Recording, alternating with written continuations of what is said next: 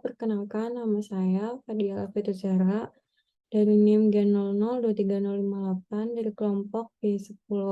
Jadi di sini saya mau menjelaskan sedikit tentang dinding abdomen dan traktus digestivus yang inferior.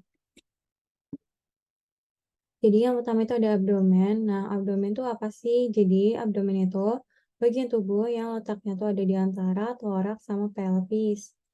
Nah, di sini kan yang abdomen anterior. Jadi dia tuh ada batas regio abdomennya. Nah, yang batas regio abdomen yang anterior itu ada atas sama bawah. Nah, batas atas itu dia tuh di bagian bawah cavum thoracis, yang bawah di musculus obliquus externus abdominis, musculus obliquus internus abdominis, musculus transversus abdominis, musculus rectus abdominis sama fascianya. Habis itu yang dinding abdomen, dia tuh yang anterolateral, dia ada kulit, ada fascia superficialis, ada fascia profunda, ada musculi et aponeurosis, ada fascia transversalis, ada fascia extraperitonealis, ada peritoneum parietal. Kemudian bagian abdomen posterior, batas regionya itu di os vertebra lumbal 1 sampai 5 dan diskus intervertebralisnya. Kemudian di posterior dia tuh ada kulit, fascia superficialis dorsi, muskulusnya tuh terbagi menjadi yang lapisan pertama itu ada musculus latissimus dorsi, lapisan kedua ada musculus obliquus externus abdominis, ada musculus erector spinae, musculus longissimus dorsi, musculus serratus posterior inferior. Lapisan ketiga itu ada musculus multifidus, musculus interspinalis, musculus obliquus internus abdominis.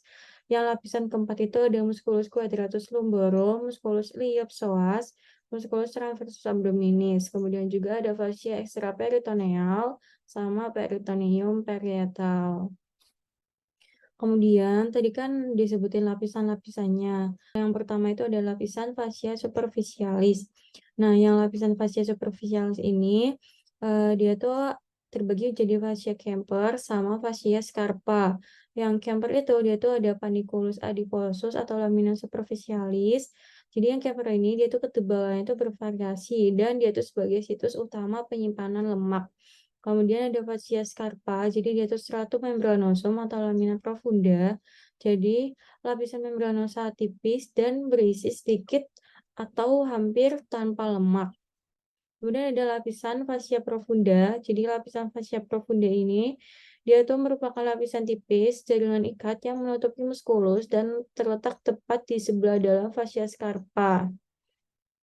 Kemudian ada lapisan musculi et aponeurosis, yaitu ada flat muscle. Jadi dia itu ada musculus obliquus externus, dia di ligamen inguinale, terus ada musculus obliquus internus, musculus transversus, ada juga vertical muscle, yaitu di vagina musculi recti. Jadi itu ada musculus rectus abdominis sama musculus pyramidalis. Kemudian ada lapisan fascia transversalis. Jadi dia tuh merupakan lapisan berkelanjutan dari fascia profundus yang memagari cavitas abdominalis dengan berlanjut ke dalam cavitas pelvis.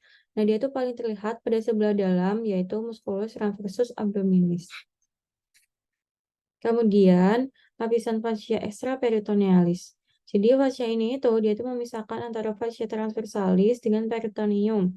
Fascia ini tuh berisi jaringan lemak. Jadi fascia yang arah sisi anterior ini yaitu disebut sebagai preperitoneal, sedangkan fascia yang ke arah posterior disebut sebagai retroperitoneal. Nah, di sini juga terdapat viscera retroperitoneal sama viscera intraperitoneal. Kemudian ada otot di abdomen. Jadi, otot yang diafragma itu, dia tuh lampiran proksimalnya itu di processus siphoideus, lebih rendah 6 cartilago costa, yaitu L1 sampai L3 tulang. Kemudian kelompok ototnya itu di dinding perut posterior. Kemudian ada musculus obliquus externus abdominis. Jadi lampiran proksimal asalnya itu di facies eksterna dari costa 5 sampai 12. Kelompok ototnya itu dinding parut. Kemudian ada musculus iliacus. Jadi lampiran proksimalnya itu dia superior 2/3 fossa iliaca ala osis sacri, ligamentum sacral iliaca anterior. Kelompok ototnya itu di dinding parut posterior, kemudian ada musculus obliquus internus abdominis. Jadi lampiran proksimalnya itu dia itu fascia thoracolumbalis anterior 2/3 dari crista iliaca, lateralis half dari ligamen inguinale. Kemudian kelompok ototnya itu dinding perut. Terus ada nervus psoas mayor, dia tuh lampiran proksimalnya itu di processus transversus dari vertebra lumbales, sisi tubuh T12 sampai L5 vertebra, kemudian intervensi cakram intervertebralis. Kelompok ototnya itu dinding parut posterior, kemudian ada nervus psoas mayor.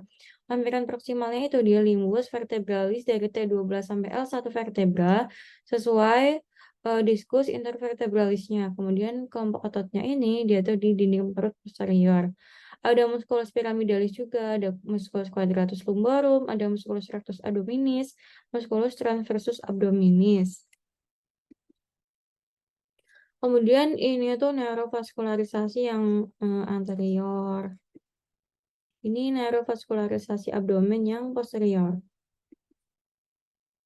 Kemudian sekarang tuh ada sekarang itu rectum proprium. Jadi rectum ini dia tuh dibagi menjadi dua, yaitu ada proprium sama canalis analis. Yang pertama tuh ada rectum proprium dulu. Jadi sisi luarnya ini dia tuh ada flexura sacralis dan flexura perinanalis atau anorektal. Kolonnya ini dia tuh berbentuk S kalau dilihat dari lateral. Flexus anorektal membantu menjaga kontinensi tinja, T1 tonus, otot peborectalis atau bagian levator ani. Kemudian sisi dalamnya ini atau tunika mucosa dia tuh ada lipatan-lipatan transversal, disebut juga sebagai pilicae transversalis recti atau Houston. Di bawah lipatan ini, rectum mengalami dilatasi membentuk ampula recti. Terletak langsung di atas dan didukung oleh diafragma pelvis atau levator ani dan ligamen anokoksigeal. Ampula recti ini memiliki kemampuan untuk berelaksasi karena fungsinya ini dia tuh buat menerima dan menahan akumulasi massa tinja sampai dikeluarkan saat buang air besar. Hal ini menjadikan ampula recti sebagai elemen penting lain yang mempertahankan kontinensi tinja. Kemudian juga ada zona transisi dari rektum ke canalis analis, ditandai oleh linea anorectalis atau anorectalis junction. Area ini dicirikan dengan adanya perubahan dari plicae transversalis recti menjadi plicae longitudinal anal kanal. Jadi yang canalis analis itu terletak di bawah diafragma pelvis dan berakhir di anus.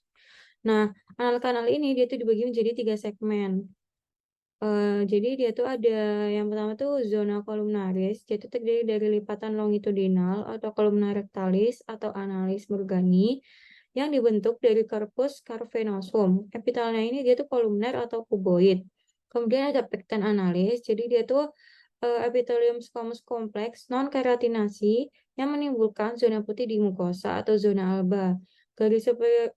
Garis superior pada zona ini disebut sebagai linea pectinate atau istilah medisnya itu linea dentata.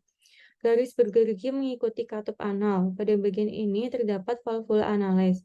Kemudian ada zona kutanea. Jadi zona kutanea ini adalah kulit eksternal.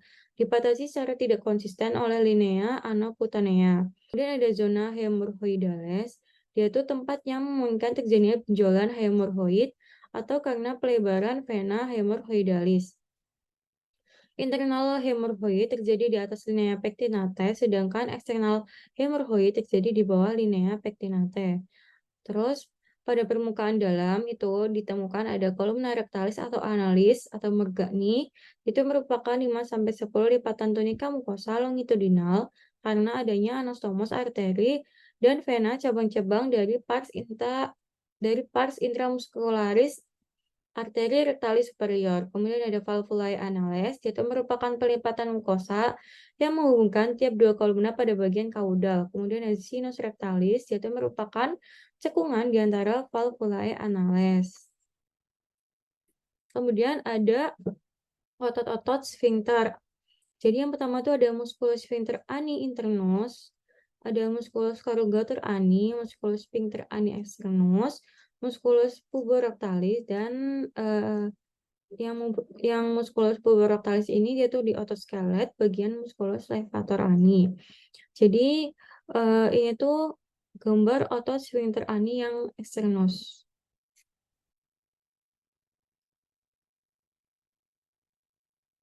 Kemudian, ini neurovaskularisasinya.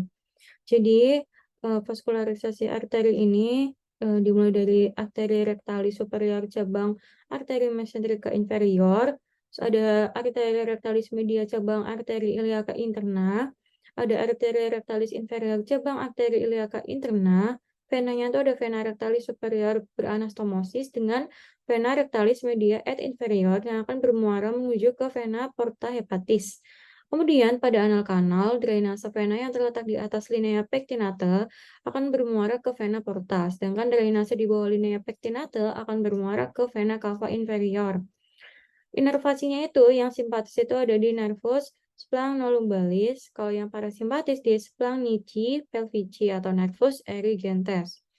Nah, rektum bagian kaudal juga mendapat inervasi dari cabang plexus sacralis, yaitu nervus pudendus yang disebut juga sebagai nervus hemorrhoidalis inferior. Sekarang peritoneum. Apa sih peritoneum itu? Jadi dia tuh selaput yang melapisi dinding perut bagian dalam sebagai pembatas dari organ dalam perut. Nah, apa sih organ intraperitoneal sama retroperitoneal? Jadi organ intraperitoneal itu adalah organ yang seluruh permukaannya itu dilapisi oleh peritoneum. Berada dalam kavitas peritonealis, meliputi gaster, duodenum part superior, jejunum, ileum, appendix feminiformis, kolon transversum, kolon sigmoida, cauda pankreas, lian, sama hepar. Jadi ada omentum. Nah, omentum ini dia tuh membentang dari gaster dan proximal duodenum untuk melekatkan viscera intraperitoneal. Yaitu ada omentum maius sama omentum minus. Yang omentum maius yaitu ada 4 ligamen kayak ligamen gastroperenica, ligamen gastrosplenica, ligamen gastrocollica, ligamen splenorenale. Kemudian yang omentum minus yaitu disusun oleh 2 ligamen. Ada ligamen hepatoduodenal sama ligamen gastrohepatica. Nah, omentum maius ini berasal dari mesenterium dorsalis dan merupakan lipatan peritoneum yang melekat pada curvatura major gaster dan duodenum part superior. Kemudian sebenarnya itu ada satu lagi yaitu ligamentum peritonei. Jadi itu melekatkan antar organ ke organ lain ataupun ke dinding posterior abdomen dan dapat membentuk bagian dari omentum. Nah, ligamen tersebut itu ada hepar sama gaster.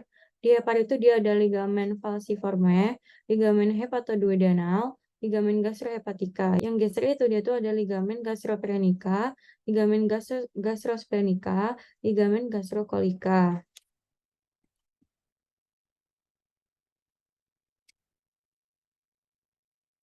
Kemudian, apa sih greater sac, lesser sac, foramen Winslow? Jadi, kedua lapisan peritoneum ini dia tuh membentuk suatu rongga yang disebut sebagai cavum peritonei. Dalam keadaan normal, cavum ini itu berisi sedikit cairan serosa.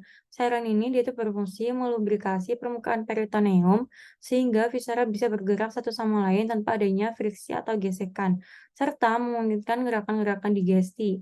Akibat adanya perputaran saat embrional pada saat dewasa, cavum peritonei tidak lagi merupakan satu rongga yang utuh, tetapi terpisah menjadi dua ruangan yang saling berhubungan sehingga dikenal sebagai cavum peritoneum mayor dan cavum peritoneum minor. Kedua cavum ini berhubungan melalui satu lubang yang disebut sebagai foramen epiploica winslowi. Sekian dari saya, kurang lebihnya mohon maaf. Terima kasih.